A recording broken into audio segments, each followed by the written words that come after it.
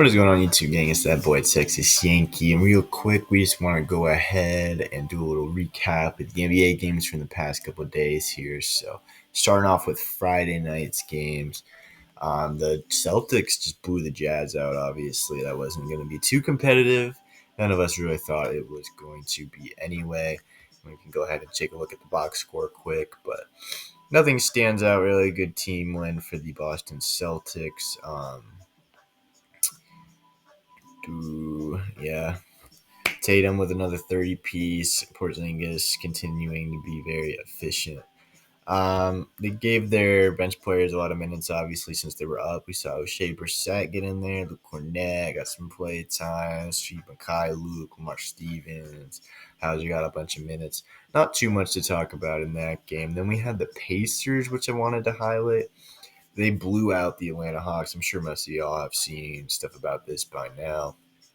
30 points for DeJounte Murray, can't do anything. And Trae Young, a terrible shooting night from deep. A little bit uncharacteristic of this season. We'll see if that continues. Same thing with Bogdanovich. He did get 16 points, but 9 of those coming from the free throw stripe.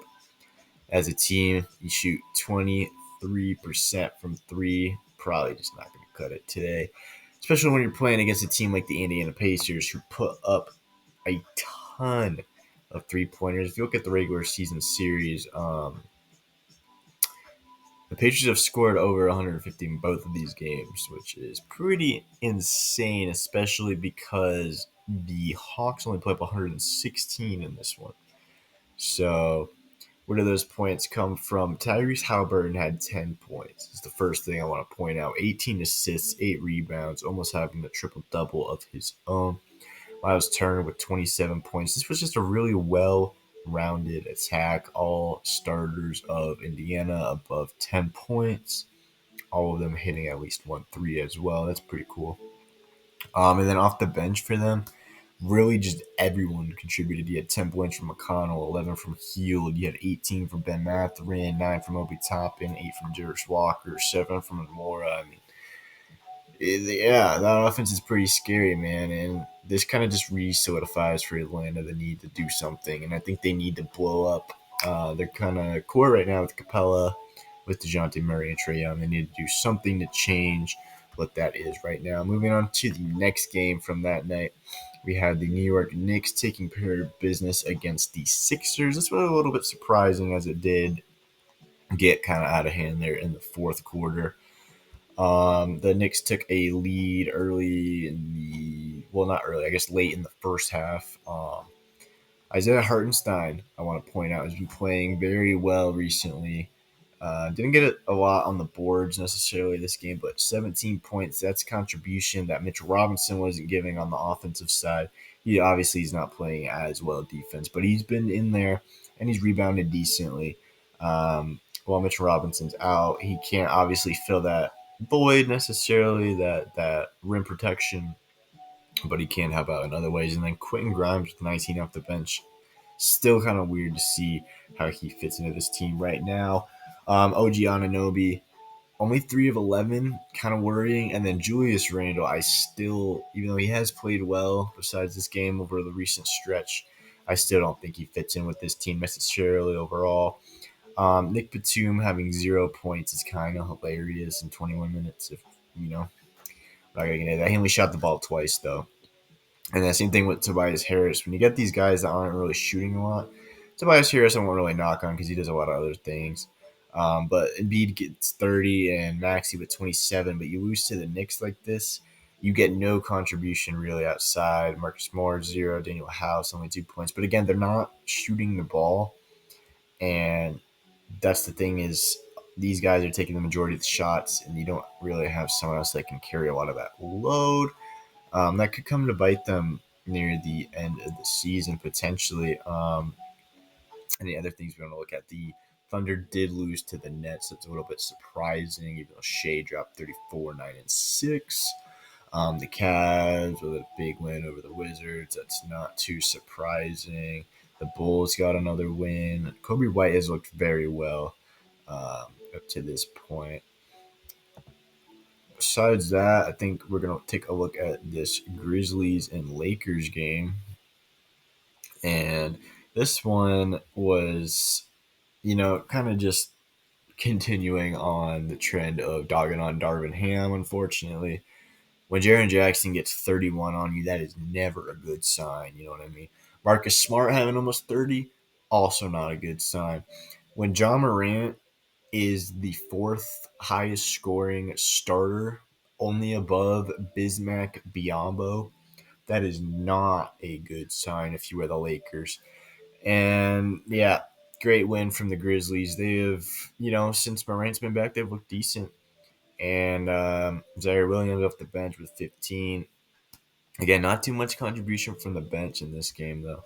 You like to see a little bit better shooting from Luke Kennard, but he's been, what would you say, wishy washy. Uh, he's had stretches over the year. Um, this Lakers team, man, what do we want to start with? I guess the bench unit. Max Christie, 20 minutes, 2 points, only 3 shots though. Christian Wood's been decent for them, but the starting lineup is just not good enough. You know what I'm saying?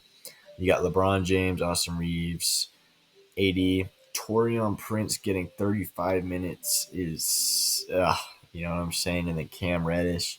This team is just not good enough right now, man. And I don't know. What do you do here if you're the Lakers? I think you kind of need to retool something, right? I don't know, man. Clippers get a big win. Timberwolves get a big win. Mavericks blow out the Trailblazers. Nothing too surprising. The Magic beating the Nuggets was pretty interesting. Paulo Banchero had a triple double of his own. So let's actually check out that. I didn't have that box score put up, but most of the other ones. I didn't realize Banchero dropped a triple double, which I probably should have. And then it's kind of interesting to see Mo Wagner starting now, but it's been for a little bit while. What I can take away from this isn't too much. I mean, Denver's still been very solid. They have had kind of their lapses every now and then, especially with that bench rotation kind of being a question mark. But Peyton Watson's looked really good for them. Really like his development and how he continues to just kind of find his role within that offense, really being a great 3-and-D guy. Jalen Suggs with 27 is pretty cool. And then obviously a huge game from McCarroll. Cole Anthony off the bench, I think, will be one of the best spark plugs if they can keep him for the future. But moving on to Saturday's games, the Celtics. All right, hold on. Let's get rid of this one here. The Celtics start off with a win, a nice win against the Pacers here in Indy. So Tatum drops 38. Career stops Porzingis with just 2 points, 6 minutes. Obviously, we hope he's okay, and we'll see what ends up turning out after that. But prayers up, and we'll see, man. Drew Holiday, good game as well. Jaylen Brown kind of dispelling some of the rumors lately. People have been talking down about him. But we'll see how he continues, if he can build off of that, stay consistent. He does need to find, I think, just hound more on that defensive side if he's going to allow the other guys to usually take one of the offense roles. So we'll see how that goes. And then as a bench unit, decent game as well. The Pacers just didn't have quite enough this time. They couldn't hit their 3-pointers, and that's really what killed them. We've seen this from a lot of times from teams in the past where they're heavily reliant on 3-pointers. If they don't make them, they're just not going to win. And I mean, that's pretty obvious, but they don't really have another way to win, it seems. Like, they can get downhill into the basket, but when that outside shot's not going in, that's not really as much of a threat because they're kind of playing off of that. So none of their guys could really find their rhythm. Aaron Nesmith 0 for 7 of 3. Miles Turner 0 5. 3 of 10 from Heald. I mean, just no one had a good shooting night. And this is going to happen when you play good defensive teams like the Celtics. You can't always just chalk it up to luck. But, Ben Mathurin, probably their best player that day, which is, 17 and 7 for Tyrese Halliburton. I would consider shutting him down. You know what I mean? So, really great game from the Celtics defensively. And then the Rockets end up beating the Bucks. And this is really just re-harping on that Spurs game I talked about the other day. Giannis Antetokounmpo in this one drops 48 and 17, and they lose to the Houston Rockets by 4. Not saying the Rockets are a bad team by any means, but do you expect them to beat the Bucks necessarily? No. And with Giannis doing something like that,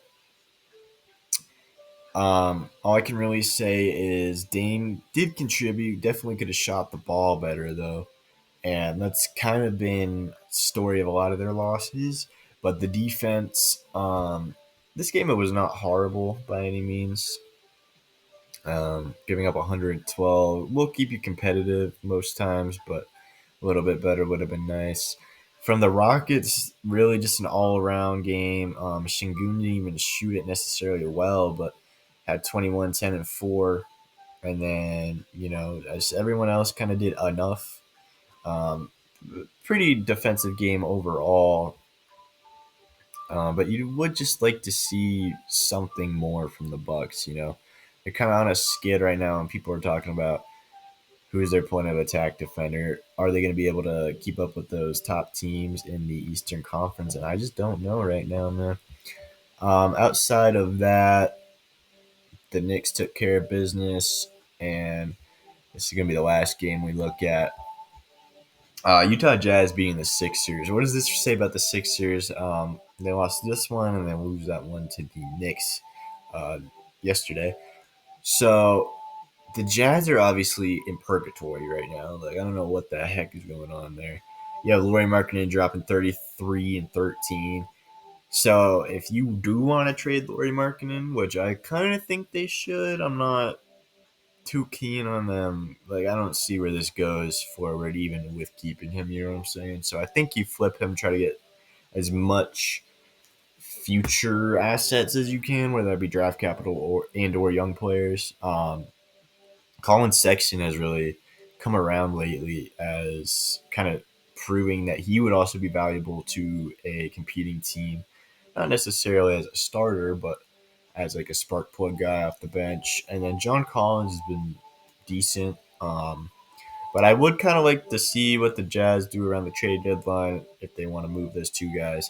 Good win for them, but can't expect too much. Jordan Clarkson, first triple double and Jazz not history since like 2006 or something. That's pretty crazy.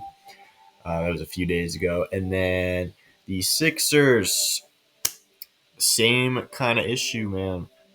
Just not enough. Can't put it together.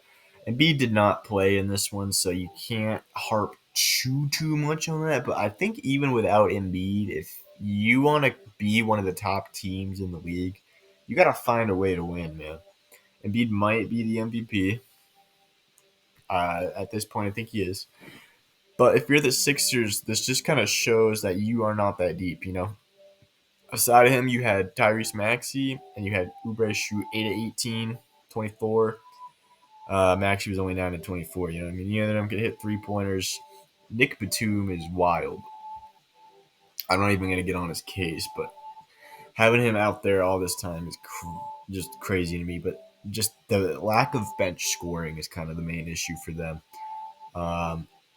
And they don't have guys where if something like Embiid going down, they can't sustain, obviously. And I mean, I don't think anyone could be expected to with an MVP caliber guy going down, but it just kind of shows some holes in their team. Good win for the Jazz.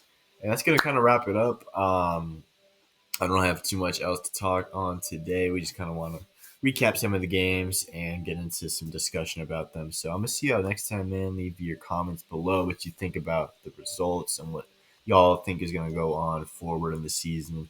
Let me know, especially what y'all think about trades. Trade deadlines coming up. So see y'all next time. It's been your boy Texas Yankee, man.